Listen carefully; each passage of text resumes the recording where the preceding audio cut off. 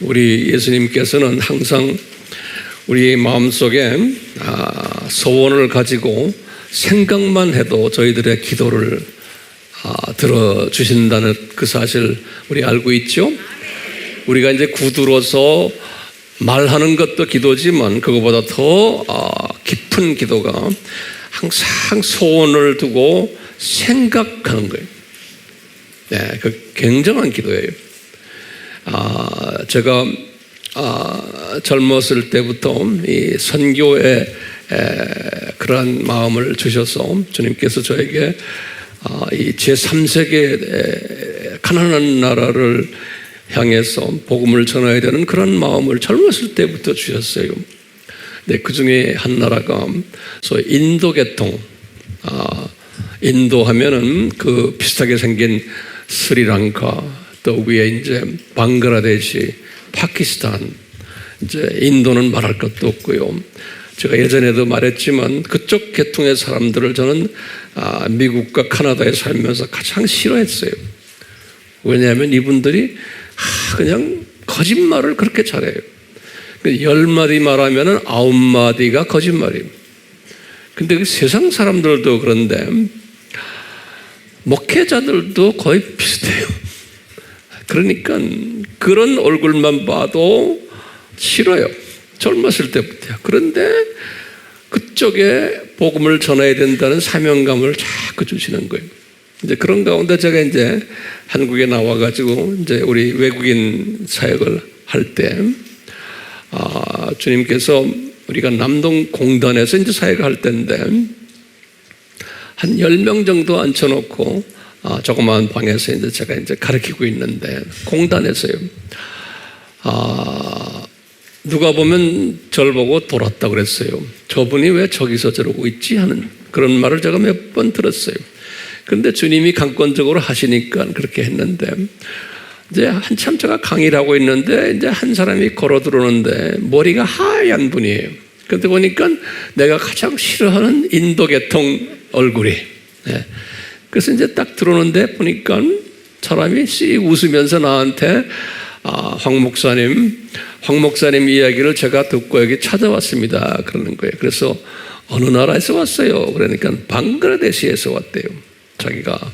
그런데 우리 아버지도 목사님이시고 자기도 목사라는 거예요. 방글라데시.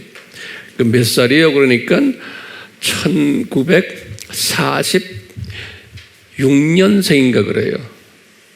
그러니까 대강 나이 알겠죠? 25년 전 이야기예요. 근데 이분이 방글라데시의 기독교가 그렇게 많지가 않거든요. 그 나라는 인구가 엄청 많아요. 1억 5천만 명이. 무슬림 나라죠. 거기에 가난하고. 그런데 그 안에 소수의 기독교인들이 있는데 거기에 목사님 아들인 거예요. 그러니까 이제 이 아들도 알프레드 목사님이라고 그러는데 우리가 이렇게 부르는데요. 이 아들도 아버지의 그 영향을 받아가지고 선교 마인드가 상당히 많고 특히 그 방글라데시 쪽은 언어를 벵갈어를 써요. 벵갈어. 그래서 이 벵갈어는 방글라데시만이 아니고 인도의 칼카타부터 해서 그 서북부 인도의 북쪽은 벵갈어를 써요. 그래서 그 인구가 엄청 많아요.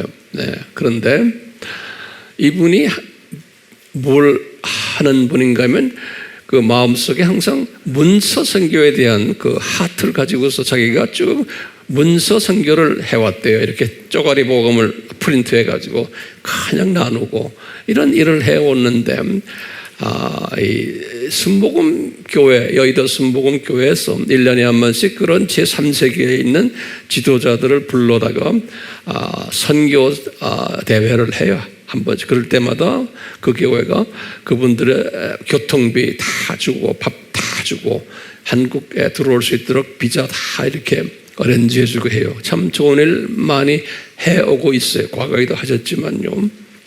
그걸로 인해서 이제 우리나라에 온 거예요. 근데 선거대회가 끝나고는 이 사람의 속으로 내가 여기서 돈벌이를 좀 해야겠다 생각을 했대요. 나한테요. 그래서 이제 소위 비자가 이제 끝난 거예요. 비자가 끝나고는 돈벌이를 해야 되겠다 하는데 성령님이 자기에게 강하게 너 돈벌이해서 되겠느냐 이놈아. 그래서 여기서 좀 더 공부하고 가라. 목사가 된 사람이 그래가지고 저를 찾아온 거예요. 그래서 제가 항상 그쪽 동네, 특히 방글라데시, 파키스탄을 놓고 항상 마음속에 생각하고 그쪽을 어떻게 복음화를 하나 하는 생각을 항상 하고 있었는데 자기 발로 저한테 걸어오는 거예요. 주님께서 이렇게 역사를 하셔가지고 1년 반을 우리 아미 공부를 했어요. 목사가 된 사람이 열심히 공부를 해가지고 제가 이 사람을 방글라데시에 우리 아미 선교사로 파송을 했어요. 재파송을 했어요. 그러니까 우리는 그 제3세계 사람들이 이 땅에 들어온 사람을 재파송하는 전문 기관 아니에요?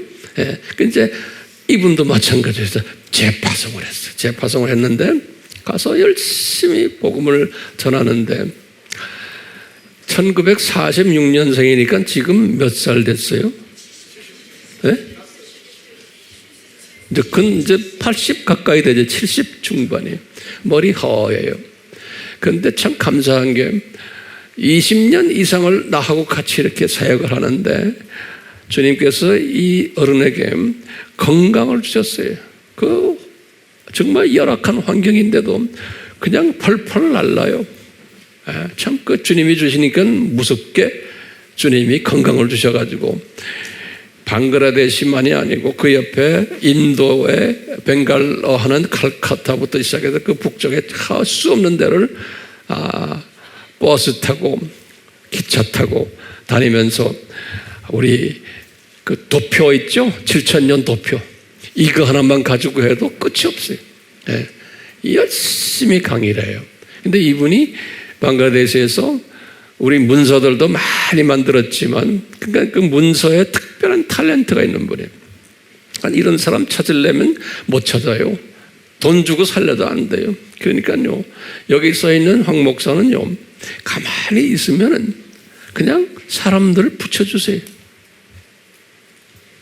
그러니까 제가 늙질 않는 것 같아요. 그렇게 막 찾아다니질 않아요. 그냥 사람의 힘으로 하려고 그러질 않아요. 주님이 다 이렇게 보내주세요. 지금까지 열심히 사역하는데 신학교를 한 13개 정도를 거기에 개척을 해가지고 젊은이들을 훈련을 많이 시키고 있어요. 이런 분인데 이분 예전에도 가끔 한 번씩 보여드렸지만 제가 네팔이나 이런 다른 나라에 갈 때 항상 그 형제가 저를 보러 비행기 타고 와요. 와서 이제 우리 세미나에 앉아서 다 공부하고 그래요. 그러니까 뭐 영어권 사람들이기 때문에 영어도 저보다 더 잘해요. 아주 고급 영어로. 그런 정말 보배스러운 다이아몬드 같은 분인데 그분 한번 잠깐 보시면 좋겠죠? 한번 보세요. 우리에게 주신 주님이 주신 선물들이 우리가 어떻게 이 사람들에게 복음 전해요? 아무리 우리가 많이 알고 있어도 그 현지인에게 우리가 가지고 있는 이 복음을 그대로 전해서 이분들이 하는 걸 보면 여기 지금 그 우리 신학생들이 너무 이뻐요. 너무 이뻐요. 뭐 그냥 가서 한마디만 하면요, 여러분들처럼 그냥 우리 아바 내용을 그냥 깨뚫고 있어요. 저 똑똑한 아이들이. 그러니까 쟤들이 말로 못하게 복음을 전해요. 그 다음 사진도 보시면 제가 이제 목회자들하고 사역자들 세미나를 할 때인데 이제 그 옆에 우리 지금 책 프린트한 거 벵갈어로 된 거예요. 그러니까 우리의 이 아미 책이 약 한 30개 나라의 언어로 번역이 되어 있어요. 이 보통 일이 아니에요. 그래서 지금 이 책을 제가 저자니까 나한테 줘가지고 내가 이제 이렇게 뭐 사인도 하고 뭐 이렇게 보여주는 거예요. 이 저자가 그런 걸 누가 사진 찍었네. 그때는 제가 꽤 젊었죠. 이제 여기 머리 허연 분 계시죠? 이분이 제가 말하는 알프레드 목사님이세요. 하와이안 분이신데 저분이 강의를 벵갈어로 하면은 어떤 때는 언어가 하도 많기 때문에 또 다른 언어권 목사님이 나와서 또 번역도 하고 이렇게 하면서 통역을 하고 그래요.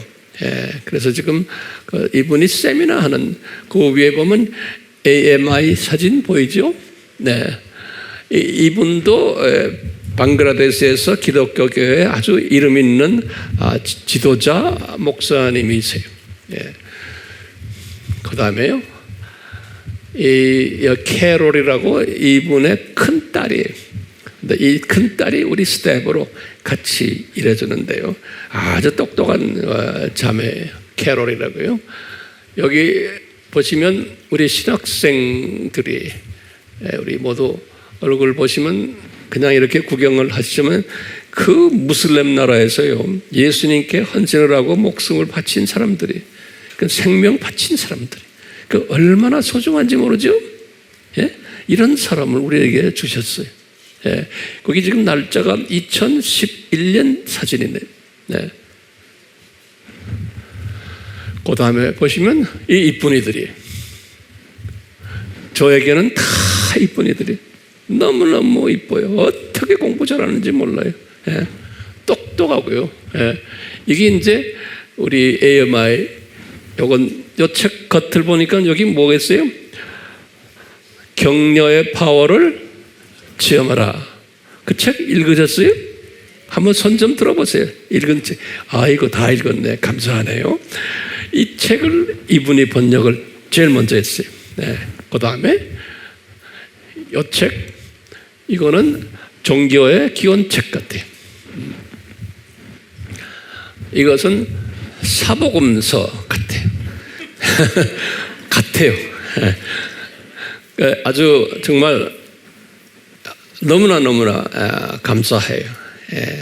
그 다음에 보시면 근데 이분이 인도 쪽에 가서 세미나 하시는 인도에 가서 벵갈어 하는 인도의 목회자들을 모시고 세미나 하는 장면이 여기 지금 다 목회자들이에요. 인도의 목회자들. 여기 지금 여기 뒷모습 보이죠?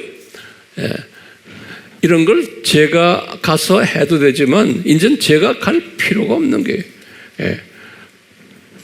통역이 없이 하니까요. 그러니까 얼마나 감사한지 몰라요. 오늘 주님이 주시는 말씀은요, 우리 계속해서 이스라엘 시리즈 중에서 우리 화이슬진저 이 7번 하시고는 여기 이제 주님이 고통당하시는 영어로는 suffering week이라고 그래요. 그 우리 고난주일이라고 그러죠. 고난주일 화요일 때 하신 말씀들 우리 계속 공부하고 있어요. 이 말씀을 쭉 하실 때 오늘은 마지막 23장의 마지막 절 한 절이 이 말씀 하시는데 그 말씀이 상당히 소화하기가 쉽지 않은 말씀이에요. 이 말씀이. 그래서 이 말씀 우리가 오늘 좀 볼 필요가 있어요. 이 말씀 이렇게 보시면은 제가 여기다 적어놨어요. 이쪽으로 보시면은 이 말씀 속에 엄청난 비밀이 숨겨져 있어요.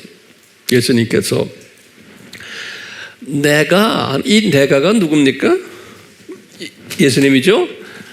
그러니까 예수님이 여기 지금 예수님 십자가 달리시는 그 주의 화요일 말씀하시는 거예요. 내가 너희에게 할 때 이 너희는 누군가요? 좁게 이야기하면 예수님의 제자들이고 또 그 주변에 있는 유대인 지도자들 급되는 이 바리새인들아 서기관들아 그랬잖아요. 거기까지 다 포함할 수 있어요. 하여튼 유대인들에게 하는 말이에요. 유대인들에게 내가 말한다 하시면서요. 이제부터라는 단어를 쓰세요. 이제부터. 그러면 제가 한번 여쭤볼게요. 이제부터니까 언제예요? 아주 문자적으로 그대로 보면 지금 화요일부터예요. 그렇죠? 예, 그것을 조금 정리했어요. 예수님 십자가에 달리시고, 그리고 3일 있다 부활하시고, 그리고는 40일 계시다가 승천하셨죠. 그리고는 열흘 있다가 오순절 때 첫 교회가 된 거죠. 조금 넓게 보면 첫 교회가 시작된 때부터 이렇게도 봐도 돼요. 이제부터.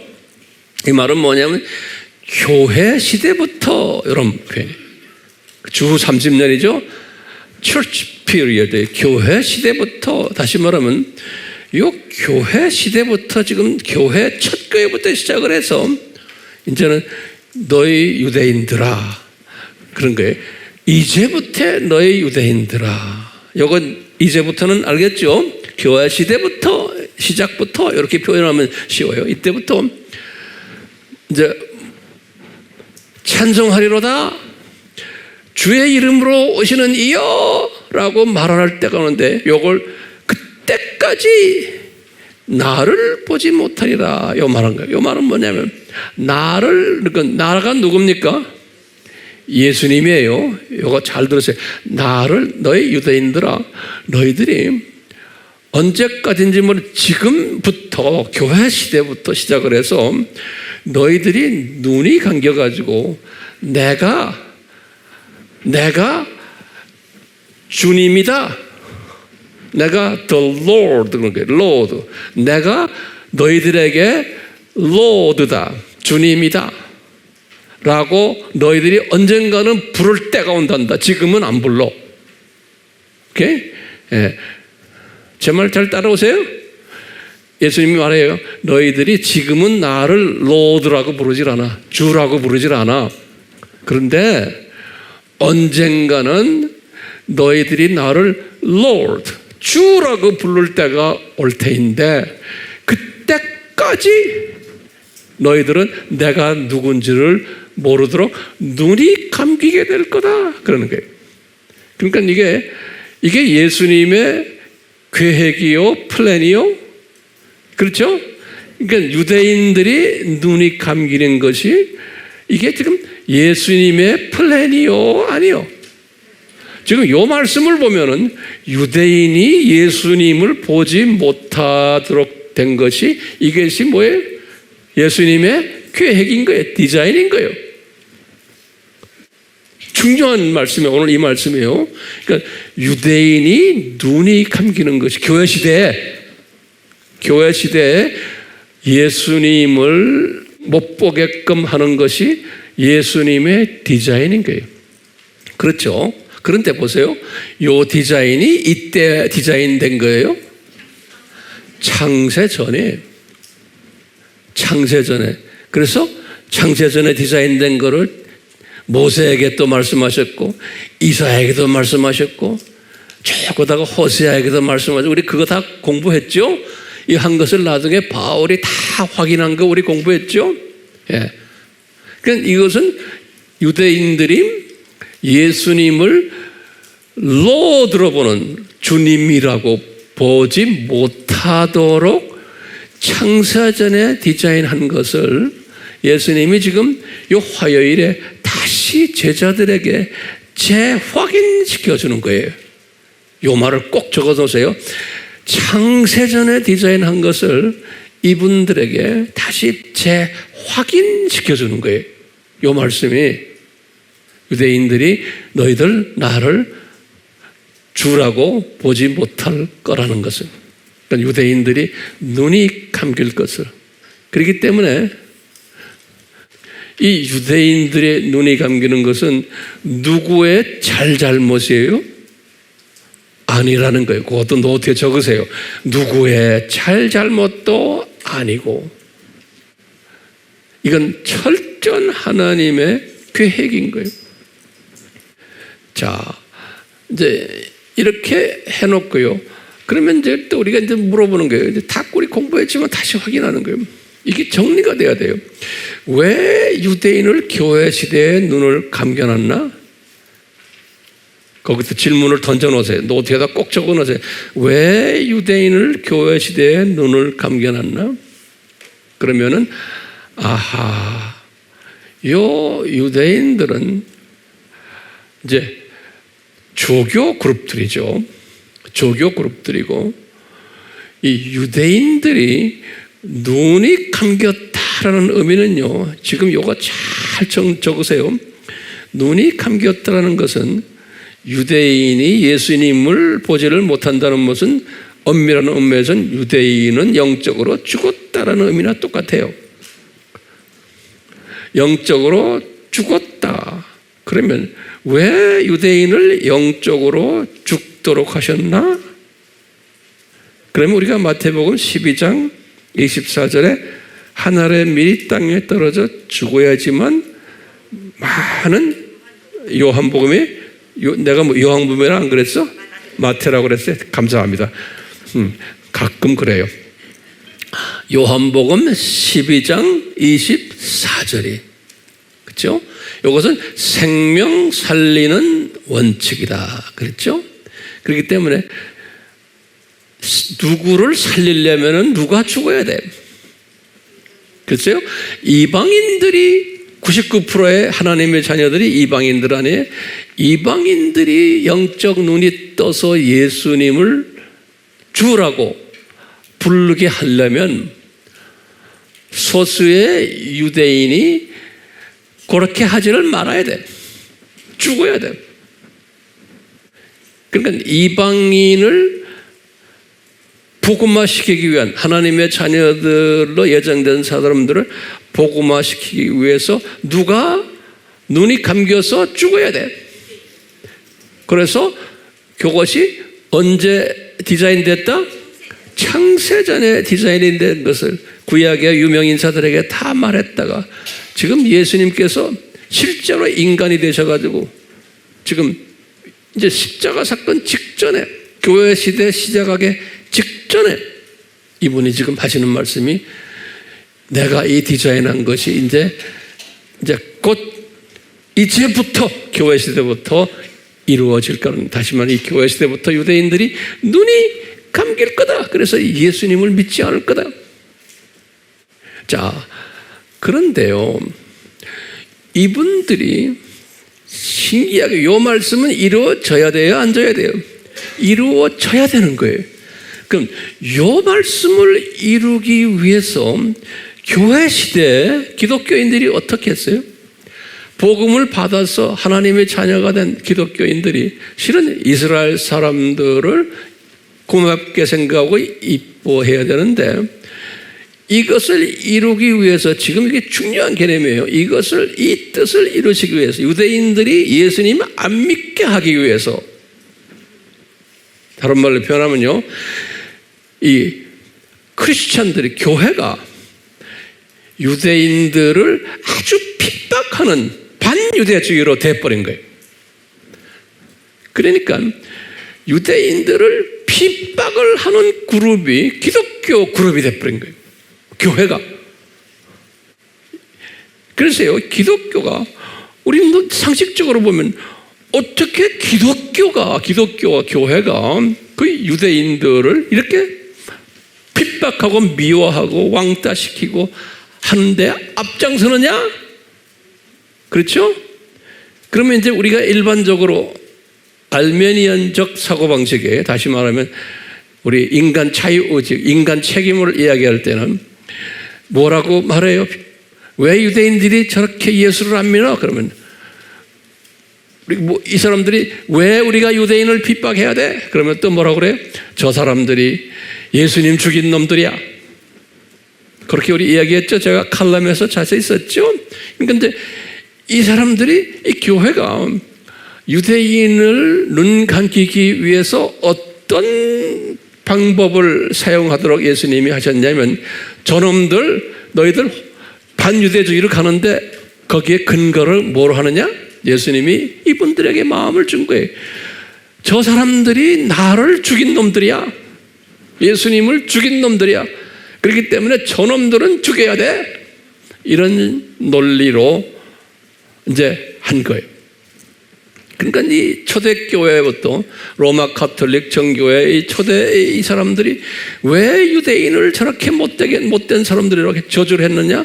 저주받은 놈들이다. 저놈들은 구약 때 선택받았지만 신약에 와서는 예수님을 죽인 놈들이기 때문에, 그리고는 실제로 예수님이 구원자로 오셨는데도 저렇게 그냥 못되게 놀고 한 전 나쁜 놈들.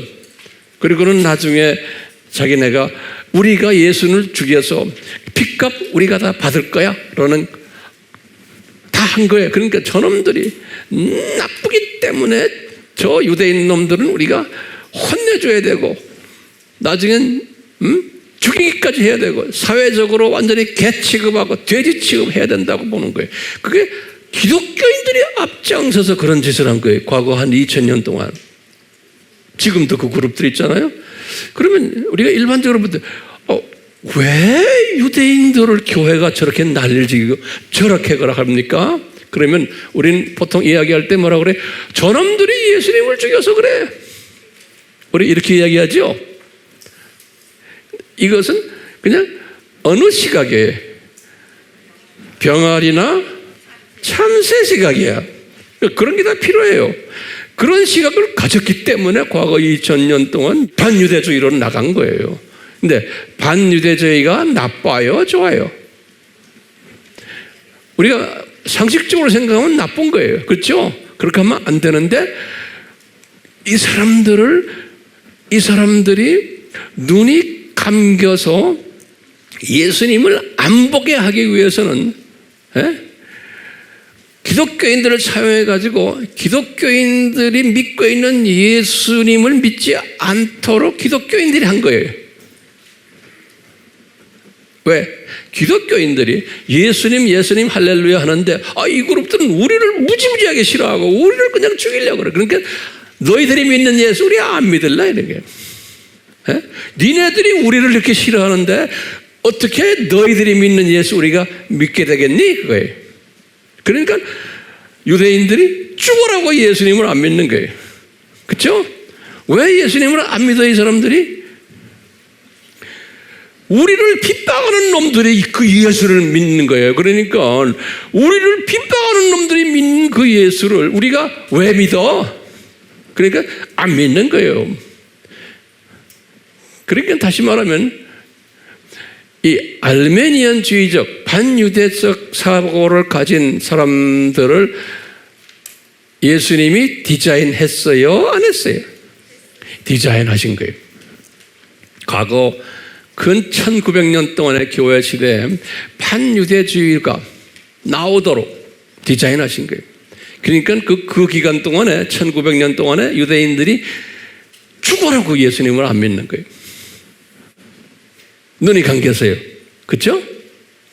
그러니까 그게 예수님이 지금 이 말씀한 거예요. 너희들이 나를 주의 이름이다, 주님이다라고 고백할 때가 오는데 그때까지 나를 보지 못하리라. 그때가 언제예요? 요까지 할 때 요까지가 저기 도표를 보시면 쭉 해서 눈이 감겼어요. 그래서 교회 시대에 그래서 반유대주의가 생기고 역사적 전천년주의자들도 초대 시대에 반유대주의였어요. 무천년주의자들도 반유대주의고요. 나중에 후천년주의는 산업혁명 이후거든요. 전부 반유대주의였어. 요거는 우리 여러분들 알죠? 쭉 그러니까 교회라는 것이 반유대주의로 나가게 되어 있는 거예요. 근데 언제까지라고 그랬죠? 그까지가 뭐냐면 하나님의 카이로스 타임이셨어요. 그까지 우리가 크로노스는 긴 시간을 이야기하고 우리 공부했죠? 카이로스는 한 타임에 전도서 3장 1절에 카이로스가 있어요. 그 카이로스가 언제였냐? 유대인들이 눈뜨기 시작하도록 만든 카이로스가 요 세대주의를 만든 1900년이에요. 이제 갑자기 세대주의의 종말론이 나타난 거예요. 제가 칼럼에 자세히 썼죠? 예? 다비하고 스코필드. 그래서 요 사람들이 나타나가지고 갑자기 친유대주의 신학 종말론을 만든 거예요. 그게 세대주의인 거예요. 그러니까요, 요 세대주의가 나온 요때 예수님이 지금 까지 할 때, 까지. 예? 그러니까 요때부터, 요 예수님이 지금 말씀하신 때부터 요까지, 요 1900년에, 요때까지는 교회들이 유대인들을 핍박을 해가지고 그 핍박 때문에 이 사람들이 죽으라고 예수님을 안 믿도록 디자인된 거예요. 그러다가 예수님을 믿는 사람들이 친유대주의 사람 크리스찬들이 나오면서 막 유대인들을 사랑하기 시작하는 거예요. 그때부터. 그리고 당신들 잘못이 아니야, 우리가 잘못했어, 이래가지고 하니까 여기 세대주의 사람들, 친유대주의 사람들이에요. 예? 그러면서 이제 이 사람들이 유대인들을 안아주기 시작한 거예요. 그러니까 소수의 유대인들이 이 사람들 때문에 이제 눈을 뜨기 시작하는 거예요. 예수님에 대해서 긍정적으로 반응하는 사람들이 소수지만 나오기 시작하는 거예요. 그때부터. 그래가지고 100년이 흘렀잖아요, 지금요. 예. 이 기간에 이제 유대인의 숫자가 14만 4천이 이제 오는 거예요. 오늘날 이제 제가 때가 되면 유대인에 대해서 더 자세히 이야기할 텐데 오늘은 그냥 이 정도로만 알고 계세요. 그래서 지금 이 숫자가 유대인의 숫자가 14만 4천이 찰 때 또 뭐 같아요? 이방인의 충만한 숫자도 차고 그 숫자가 얼마인지 모르지만 예수님의 시각에서 이방인이 복음화가 돼서 예정된 이방인들이 전 세계에 깔려있는 이방인들이 예수님 앞에 나오는 숫자가 있는데 그 숫자 이방인의 충만한 숫자가 찰 때 비례해서 같이 이스라엘 사람들의 숫자도 14만 4천도 같이 차가고 있는 거예요. 알겠어요? 무슨 말인지? 그러니까 이방인 숫자를 채우는 전문가들은 그 숫자를 채우고 또 어떤 분들은 유대인만 전문적으로 또 하는 분들도 분명히 있잖아요. 이 사람들은 또 유대인들을 또 이렇게 채우는 거예요. 채우는데 그 디자인 속에서 이 두 그룹이 완전히 찰는 그 일들을 하는 거예요. 그러다가 이제 어느 정도 이제 차게 되는데 지금 우리가 지금 2022년에 살고 있잖아요. 지금 아직까지 차지 않았다고 나는 보는 거예요. 그렇지만 많이 지금 근접해 오고 있다고 보고 있어요. 지금이요. 그래서 근접해 오는데 그렇기 때문에 교회 안에 아직도 이 큰 그림을 보지를 못하는 사람들은 반유대주의 사람들과 친유대주의 사람들과 서로 싸움질을 하는 거예요. 이걸 보지 못한 사람은 이 큰 그림을 그러니까요, 이 반유대주의 하는 사람들은 우리가 2000년 가까이 반유대주의를 하고 있는데 갑자기 세대주의인 이놈들이 나타나가지고 친유대주의를 하니까 니네들 이단이다 그런 거예요. 예? 그래가지고 싸움질하는 거예요. 제가 칼럼에서 쓴 거 다 읽었어요? 예. 근데 지금은 싸움질하면 돼요, 안 돼요? 이제는 싸움질하면 안 돼요. 이 큰 그림을 본 사람들은. 예. 자, 이렇게 우선 배경 설명을 듣고요. 그러면 소위 우리가요, 주의 이름으로란 이야기예요. 주의 이름. 여기 보시면 요거 제가 여러 번 여러분들에게 강의를 해서 알겠지만 다시 한번 우리 교인 외에 딴 분들을 생각하면서 우리가 또 우리 교인들도 다시 한번 정리할 필요가 있어요. 이 예수님의 이름이에요. 자, 그러면 이 예수님의 이름을 보기 전에 우린 굉장히 중요한 우리 기독교의 삼위 하나님에 대해서 간단히 보시면서 이걸 정리를 제대로 하셔야 돼요. 우리 AMI 그룹들은 어느 정도 됐지만 또 하셔야 돼요. 예, 정리를요. 준비됐어요? 자, 기독교 하나님은 삼위 하나님이다 그러는 거예요. 그러면요, 어디에서 삼위라는 그 이름 그런 말이 없는데 어디입니까? 라고 가끔가다 댓글에 나오는 가끔 한두 명 있더라고요. 근데 그런 사람들의 질문을 내가 딱 댓글을 보면서 성령님이 이 사람을 통해서 나에게 메시지를 주시는구나. 저는 항상 그렇게 생각해요. 예. 그래서요, 이런 사람들이 있구나. 뭐예요? 구약에 보면요, 구약에 이 엘로힘이라는 이름, God, 영어로는 God이라고 그랬죠? 이 God 자체가 세 분이라는 소리죠. 우리 알잖아요. 삼위예요. 기독교 하나님은 삼위예요. 예. 그래서 그러면 황 목사님 삼위라는 걸 더 구체적으로 어디에 나옵니까? 그러면 제가 성경 구절을 다 드렸어요. 여기 창세기 1장 26절 여기 보면 우리가 이런 말이 있어요. 또 3장 22절 똑같아요. 기독교 하나님이 위에 I가 아니고, 그 다음에 11장 7절, 이사야서 6장 8절 성경 구절 다 알지만 또 우리가 알아요. 그 다음에 신약에 와서는 예수님이 요단강에서 요한에게 세례를 받았을 때 삼위 하나님이 나타나신 거예요. 마태복음 3장 16절, 또 예수님이 지상 사명을 내리실 때 아버지의 이름과 아들 이름과 성령의 이름으로 세례를 주라고 그랬어요. 이 삼위가 나타나요. 또 우리 사도 바울의 축도할 때도 삼위의 이름이 나와요. 축도도 고린도후서 13장 14절에 요한이 또 말해요. 요한 1서 5장 7절에 보면 정확하게 삼위 이름이 쫙 나와요. 보면 이렇게 성경에 보면요, 구약에도 삼위가 분명히 나오고 신약에도 삼위가 분명히 나와요. 삼위가요. 예. 우리 하나님은 삼위 하나님이세요. 삼위 하나님인데 이 삼위가 어떻게 서로가 역동적으로 관계하느냐? 우리 다 아는 얘기지만 다시 간단하게 보세요. 삼위는요, 동위고 동질이고 동량이고 동등해요. 삼위가 누가 높고 낮음이 없어요. 누가 더 크고 적음이 없어요. 이게 예수님이 하신 말씀, 내가 아버지와 이퀄이다 그랬어요. 동등하다는 거예요. 요한복음 5장 18절에 예수님이 하신 말씀이에요. 그러니까 유대인들이 그냥 열을 받는 거예요. 자, 그 다음에 예수님이 또 아버지와 나와 동등하다 그랬어요. 요한복음 10장 30절에 또 빌립보서 2장 6절에 바울이 그랬어요. 실은 예수님이 하나님과 이퀄 하신 분이라는 거예요. 예, 성부와 성령님과 이퀄 하신 분이라는 거예요. 성경 구절 요거 하나 둘 세 개 반드시 외우셔야 돼요. 크리스천들은요, 누가 딱 물어보면 쫙 그냥 말씀하셔야 돼요. 그런 사람 주님이 이뻐하시겠죠? 예, 근데 또 잊어버리고 그래요.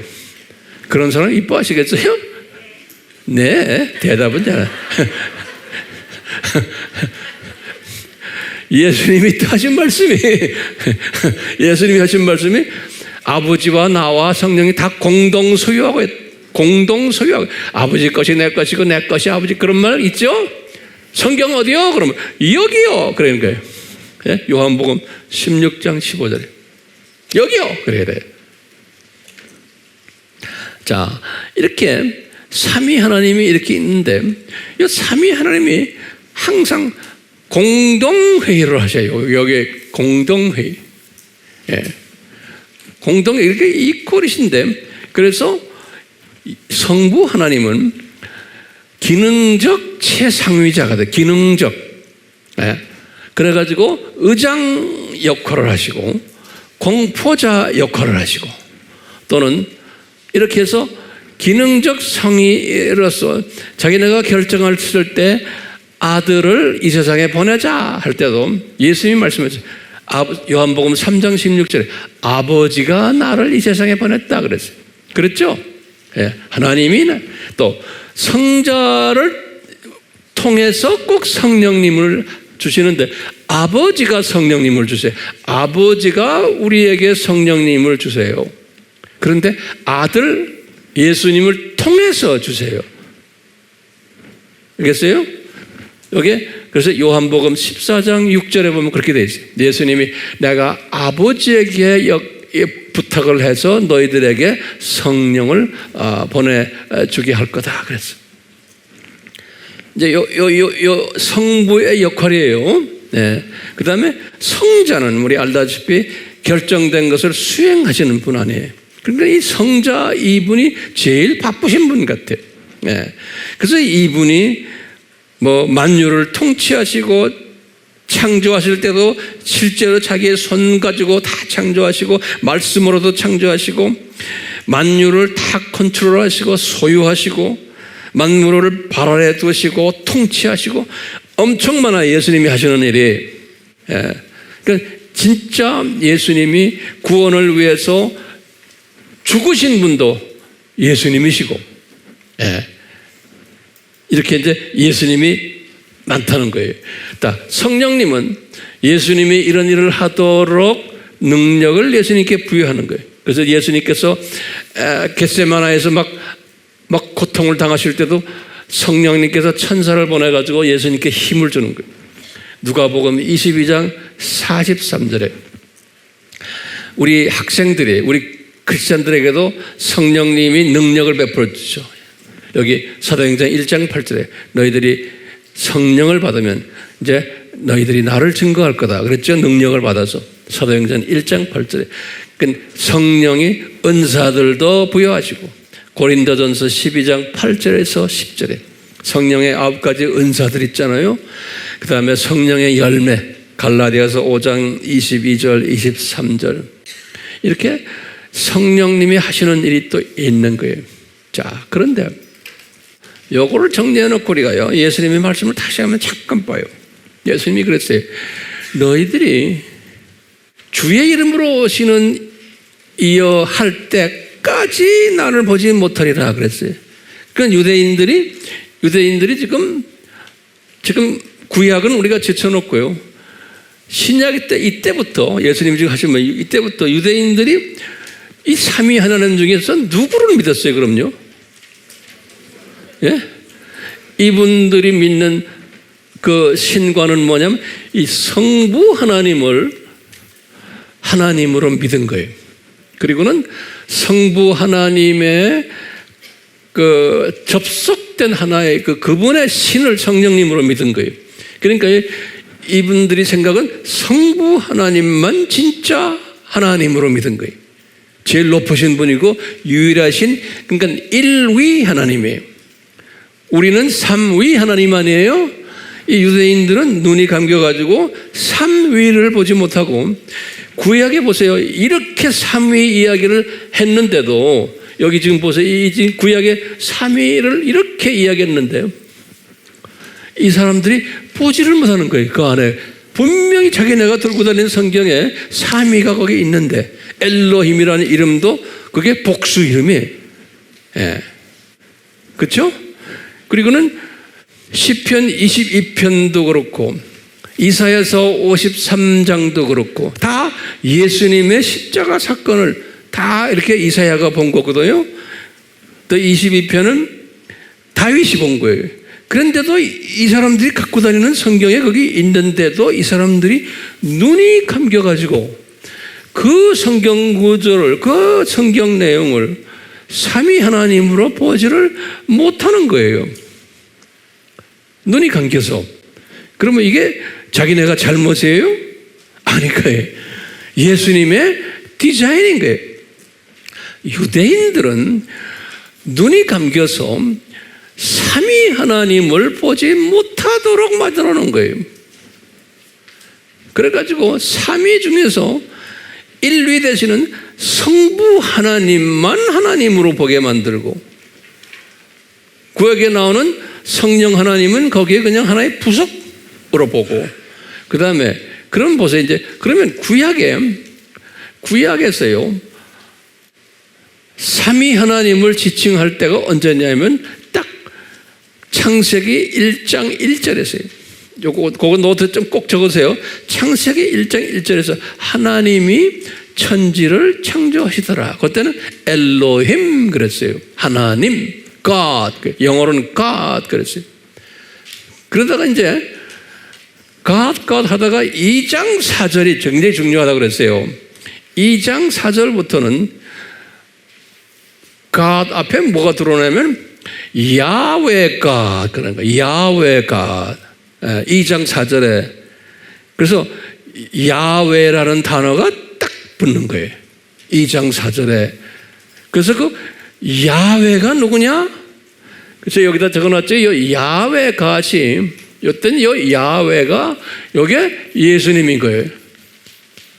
이제부터 구약에는 이제부터는 성부 하나님은 이제는 저기 그냥 계시고 구약의 모든 하나님에 관한 이야기들은 야훼 God이에요.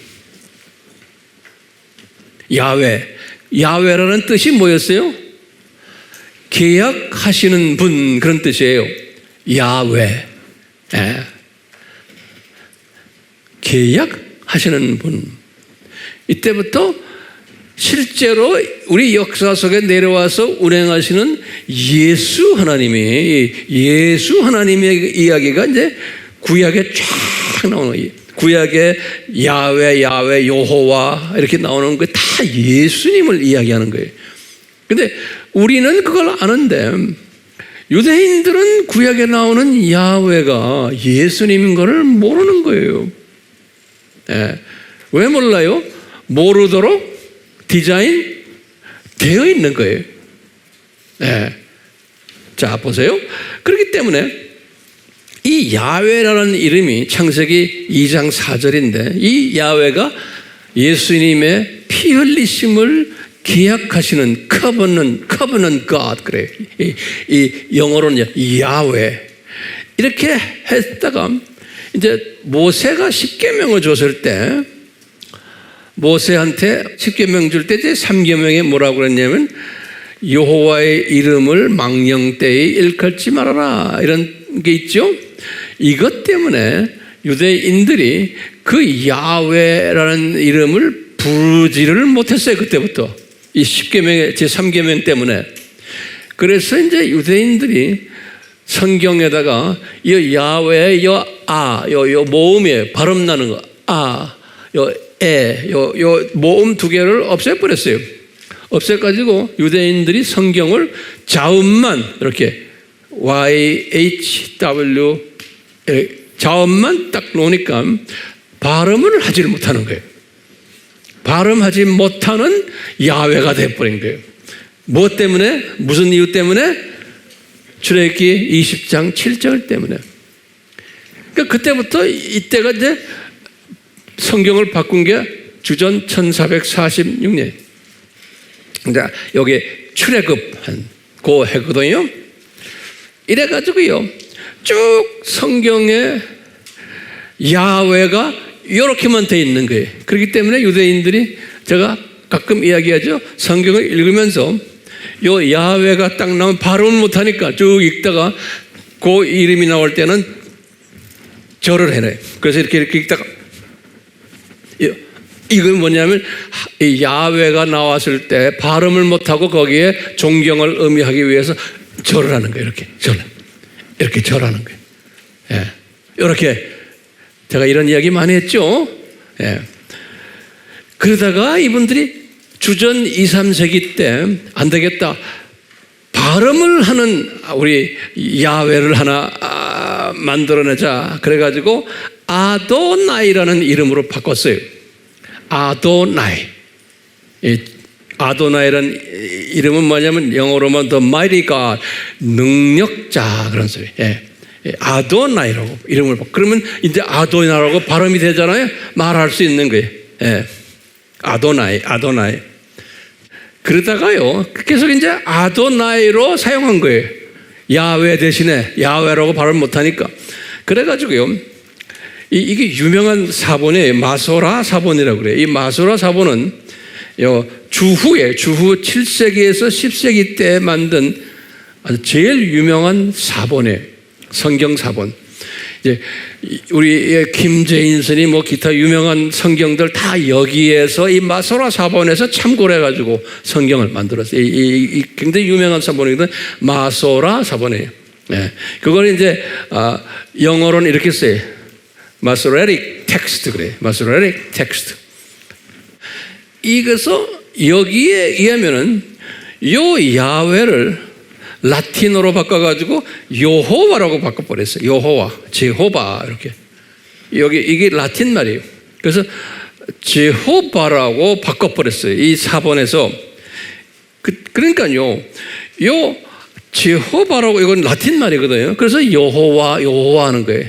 그러니까 다시 말하면 요 여호와라는 분이 야훼와 같은 분이 아니에요.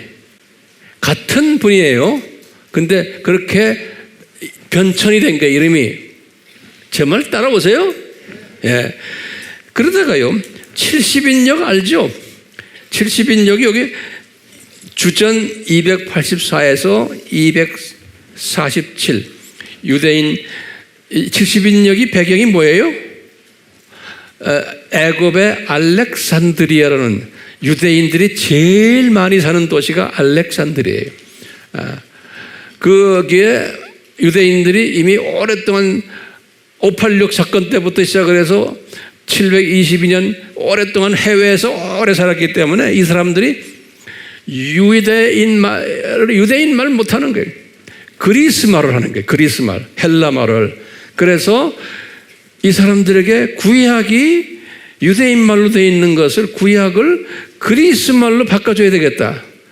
그래서 그 70인 학자들이 구약에 나오는 오리지널 유대인 말을 그리스 말로 바꾼 그 책을 70인역이라 그러는 거예요. 70인역. 셉투아진트 그래요. 셉투아진트.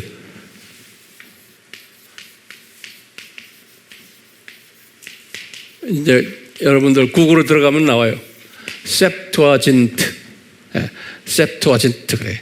그래서 이 70인역 할 때 이분들이 유대 말을 헬라 말로 바꾸는 게예요. 요건요. 유대인들 말을 그리스 말로 바꾼 책이에요. 그때 보면 요 유대 말인 아도나이를 요 사람들이 그리스 말로 뭐로 바꿨냐면 꾸리오스로 바꿨어요. 꾸리오스. 요 꾸리오스라는 여기 중요한 말이에요. 요 꾸리오스. 요게 헬라 말이에요. 그때부터 이 꾸리오스라는 말을 이제 뜻이 뭐냐면 주님 그런 뜻이에요. 주님 또는 the Lord 또는 the Master. 이게 꾸리오스 그래요. 꾸리오스. 그래서 이제 킹 제임스 성경이 1611년에 만들어졌는데 이때도 이제 제호바라고 구약에 말하기도 하고 또는 신약은 the Lord, 꾸리오스 이렇게 발음해요. 꾸리오스. 그래서 우리도 주님 하는 거예요. 주님. 그렇기 때문에 주님 하면요 누구예요? 성부 하나님이에요? 성자 하나님이에요? 성령 하나님이에요? 주로 성자 하나님을 말할 때 쓰는 말이 the Lord, 주님, the Master. 자, 이거를 놓고요. 지금 예수님 오늘 하신 말씀 다시 한번 보세요. 제가 이것을 여러분들이 소화하라고 내가 이거 지금 하는 거예요. 여기 좀 보세요. 예수님이 그래. 너희는 누구예요? 유대인들이에요. 그렇죠? 유대인들은 어떤 개념이 있어요? 구약에 나오는 야훼를 누구라고 보는 사람들이에요? 성부 하나님으로 보는 사람들이에요. 예수님이 지금 이 말씀을 하실 때 알겠어요? 여기 중요한 개념이에요. 이 배경을 우리가 꼭 알아야지만 이게 해결이 돼요. 예수님이 지금 구약에 나오는 야훼니 아도나이니 지호바니 꾸리오스니 조금 나중에 신약이지만요. 이것을 유대인들은 누구로 보는 거예요? 성부 하나님으로 보는 거예요. 지금도요. 유대교에서는. 예? 그런데 우리 기독교인들 중에서 그렇게 보는 사람 꽤 많이 있어요. 이거 훈련이 안 된 사람들이요. 자, 예수님이 이제 이 배경을 가지고 다시 말해. 내가 너희에게 말하니, 너희는 유대인들이에요. 에? 그런 성부 개념을 가지고 있는 사람들에게 말하노니 이제부터 너희는 찬송하리로다. 할렐루야 하겠다. 주의 이름으로 오시는 이여 할 때까지 나를 보지 못하리라. 이 말은 무슨 말이에요? 너희들이, 유대인들아, 너희들이 내가, 지금 예수님이 내가 더 꾸리오스, 내가 꾸리오스다, 너희들이 불러왔던 내가 주다. 이 말은 다시 말하면, 이 도표에 하면 내가 제호바다, 내가 아도나이다, 내가 야훼다 라고 불릴 때가 오는데, 그때까지 너희들은 나를 보지 못하겠다는 거예요. 다시 말하면 유대인들이 눈이 감겨가지고 저 인간으로 내려오신 저 예수가 구약에서 우리가 믿어왔던 야훼였구나, 구약에서 우리가 믿어왔던 아도나이였구나, 저분이 제호바였구나, 그리고는 신약에서의 꾸리오스였구나 라는 것을 눈을 뜨는 사람들이 나올 거라는 거예요. 지금 메시아닉 유대인들이 이걸 고백하는 거예요. 그래서 메시아닉 주라고 그러는 거예요. 메시아닉 주라는 말이 그 말이에요. 구약에 나오는 야훼, 아도나이, 여호와가 예수님이었다는 거예요. 예수님이다라고 믿는 사람들을 메시아닉 주라 그러는 거예요. 그렇기 때문에 예수님이 뭐는 거예요? 너희들이 나를 이렇게 구약에 나오는 이 네임 이름들이 성부가 아니고 이게 나다라고 그러면서 찬양 드립시다, 이분이시군요, 이렇게 할 때까지 나를 보지 못하겠다는 게. 근데 그것이 지금 언제 일어나기 시작을 해요? 요 세대주의가 생겨나면서부터, 예? 지금부터 한 100년 전부터 이런 일들이 여기저기에서 조금씩 일어나는 거예요. 그러다가 지금 오늘날은 어떻게 됐어요? 이 숫자가 점점 많아지고 있는 거예요. 이 말은 무슨 말이에요? 이 숫자가 점점 많아진다는 말은 무슨 말이에요? 예? 이방인의 숫자가 차가고 있다는 소리예요. 이방인의 숫자가. 예.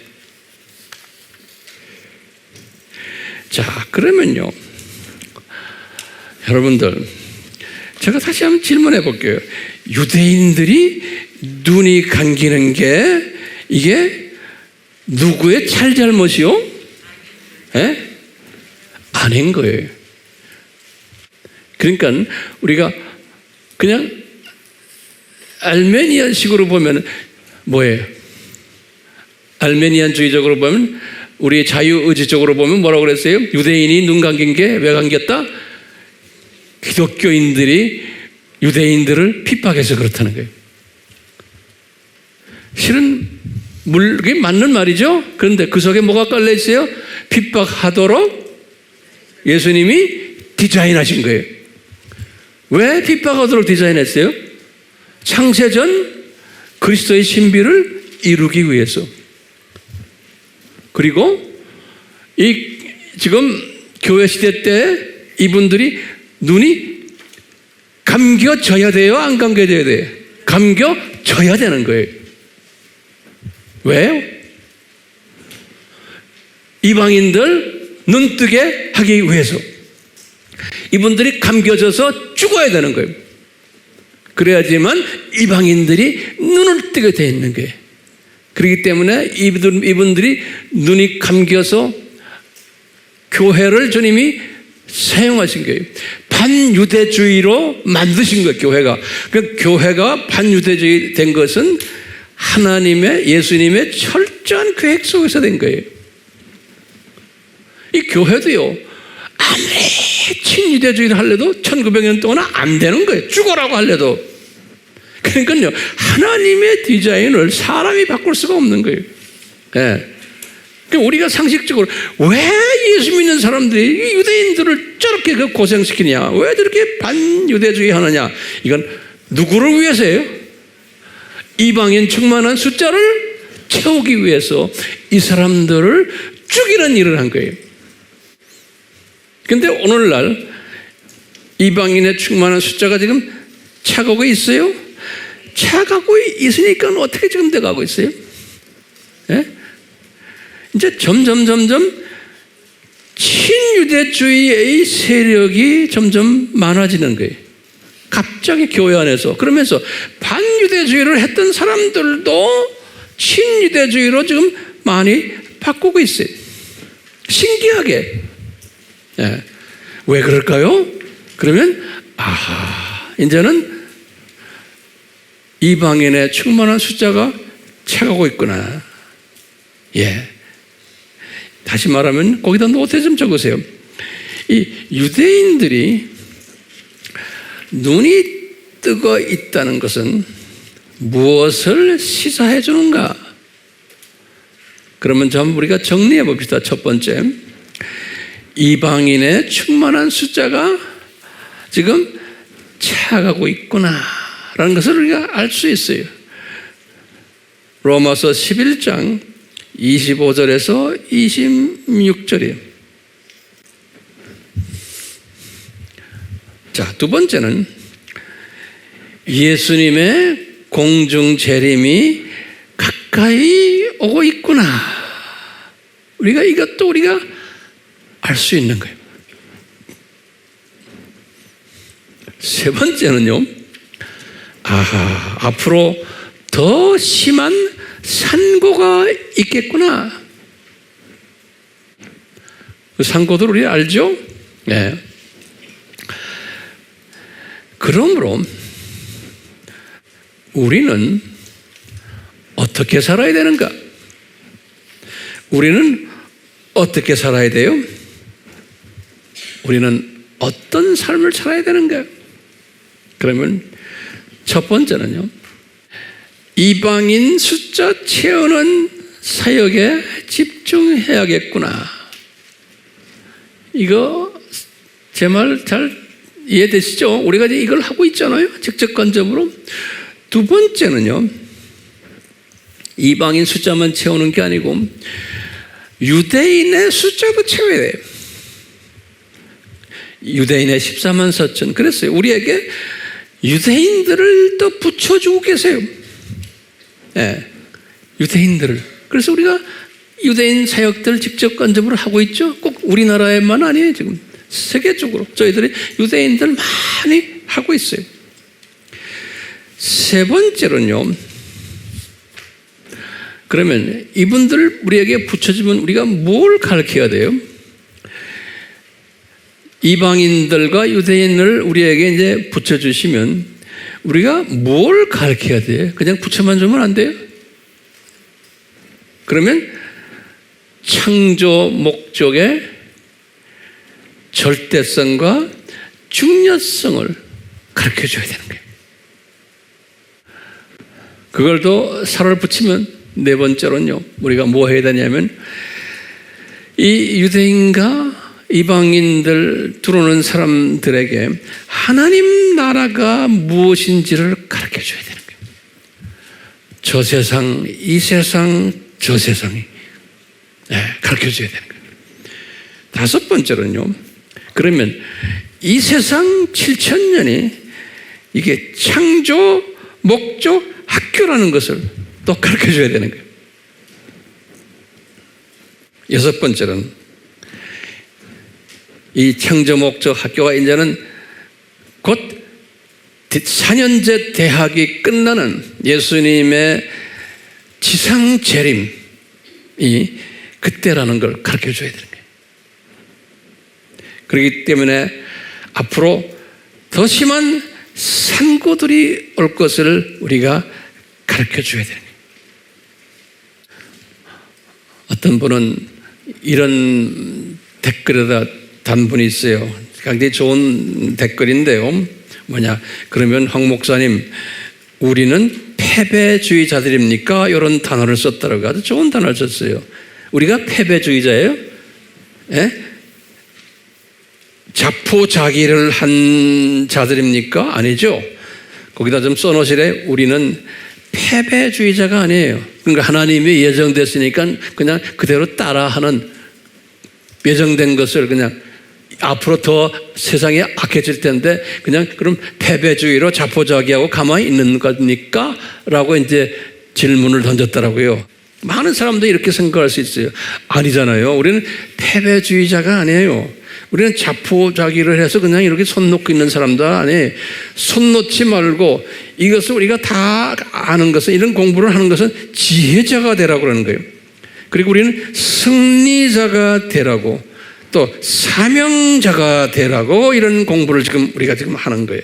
그러니까 세상이 앞으로 어떻게 돼갈 것을 미리 알고 이것을 대비하기 위해서는 우리가 어떻게 살아야 된다는 것을 가르쳐 주는 거예요. 이 지혜를 우리가 가지기 위해서 지금 이렇게 공부하는 거 아닙니까? 예. 그렇죠? 그러니까 우리는 자포자기하는 그냥 패배주의자가 아니라는 것을 제가 강조하는 거예요. 그렇기 때문에 우리가 이런 지혜를 가지면요, 예수님께서 우리에게 뭐를 베푸시냐면, 저는 결론적인 말씀인데, 이런 사람들에게 은혜를 베푸세요. 그러니까 똑같은 은혜가 아니고 사명에 따라 다르고 분량에 따라 다르게끔 거기에 맞춰서 은혜를 베푸세요. 은혜를 받은 자의 첫 번째는 어떤 결과들이, 열매들이 나오냐면, 첫 번째요, 이 은혜의 분량에 따라서예요. 하나님을 경외하는 자로서 서서히 변해지게 돼 있어요. 그러니까 지식과 명철과 지혜를 받으면은 하나님을 경외하는 자로서, 우리가 이렇게 지식을 쌓잖아요. 명철을 쌓고 지혜를 쌓을 때마다 내가 하나님을 경외하는 사람으로 변해 가줘야만 되는 거예요. 그게 우리의 과제예요. 이 하나님을 경외하는 자가 되려면 이렇게 지식과 명철과 지혜를 이렇게 받을 때마다 나도 모르게 성품의 변화가 오게 돼 있어요. 자기도 모르게 세계관의 변화가 오게 돼 있어요. 자기도 모르게 시대 분별력을 가지게 돼요. 시대 통찰력을 가지게 돼요. 이런 사람은 가질 때마다 우리 입술에 능력을 베푸세요. 그래서 내가 어디 가서 한마디 턱 하면은 사람들이 들어요. 내가 능력이 나타나기 때문에 어두움이 쫓겨나게 되어 있어요. 어둠이 쫓겨나게 되어 있어요. 예. 그러면서 더 좀 배웁시다 그러는 거예요. 더 좀 배웁시다. 우리가 이런 은혜자가 되기 위해서 오늘도 이런 공부를 지금 하고 있어요. 어려운 공부예요. 이 어려운 공부를 제가 나름대로 잘 소화해서 여러분들 입에다가 집어넣으려고 이렇게 나름대로 최선을 다했는데, 제가 한 것이 아니고 성령님이 하셨어요. 예. 그래서 저는 설교를 이렇게 하기 직전에 이 자리에 앉아서도 항상 주님과 대화를 해요. 주님, 이 방대한 이 모든 것들을 어떻게 한꺼번에 사랑하는 자녀들에게 드리지는 못하지만 조금씩이라도 제 입술을 통해서 주님 말씀해 주세요. 예. 그러면은 저는 그냥 아멘 하고 담대하게 여기 그냥 쓰는 거예요. 그 다음부터는 지금 제가 말하는 것들 제가 다 여기다 다 하나 정리해 놨지만 이것을 내가 읽는 게 아니잖아요. 그때 성령님이 저에게 말씀해 주시는 거예요. 그러니까요, 오늘 찬송을 제가 이렇게 한번 부르고 싶어요. 오 나의 자비로운 주여. 이 찬송을 우리가 부를 때 우리 한 번만 부르지 마시고 좀 몇 번을 부르면서 기도하면서 이 찬송을 불러요. 그래서 이 찬송 속에서 성령님이 우리에게 강하게 역사하시면서 이 세대에 이 세대를 분별하는 도구가 되도록 많은 사람들을 깨우는 도구가 되도록. 그런 사람들은 예수님의 신부되는 건 뭐 틀림없죠. 들림받는 건 틀림없죠. 예. 그러니까 아무나 들림받는 게 아니잖아요. 이 들림은 자동적으로 받게 되어 있는 거예요. 예수님의 신부가 되는 사람들은. 그러기 위해서 오늘 이 찬송 속에서 이 성령님의 은혜, 주님의 은혜 할 때 누구의 은혜입니까? 예수님의 은혜. 주님 하면요, 꾸리오스. 예수님의 은혜를 우리가 체험을 받는 필링하는 체험을, 예수님의 은혜를 체험받아가지고 더 예수님의 증인이 되는 이런 자가 되도록 이 찬송으로 한번 같이 기도하면서 합시다.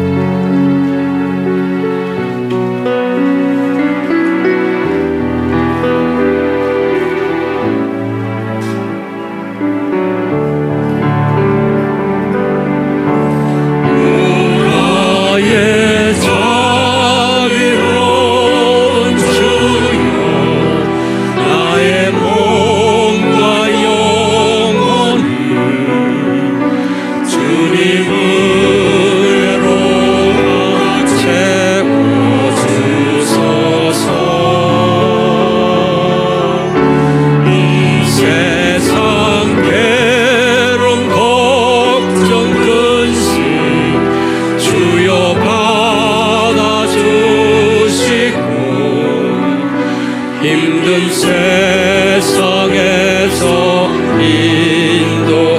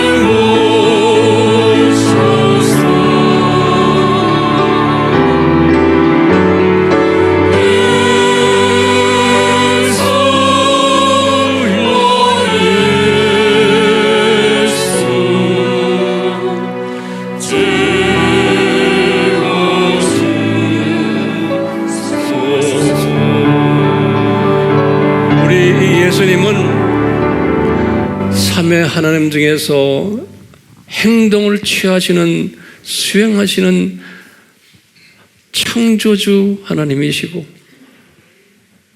우리의 생사 화복을 주관하시는 하나님이시고 만유가 그 하나님 앞에 무릎을 꿇는 하나님이시고 이 하나님이 하찮은 인간이 되셔서 우리에게 창조 목적의 절대성과 중요성을 가르쳐 주셨던 엄청난 겸손한 하나님이시고 이 하나님이 우리에게 창세전부터 시작을 해서 7000년 이 세상 창조 목적 학교의 신비를 깨달으라고 가르쳐 주시는 하나님이시고 우리는 이 세상에 잠깐 있다가 다시 본향으로 돌아가는 존재임을 고백해 하기 위해서 우리에게 이런 것을 가르쳐 주시는 하나님이세요.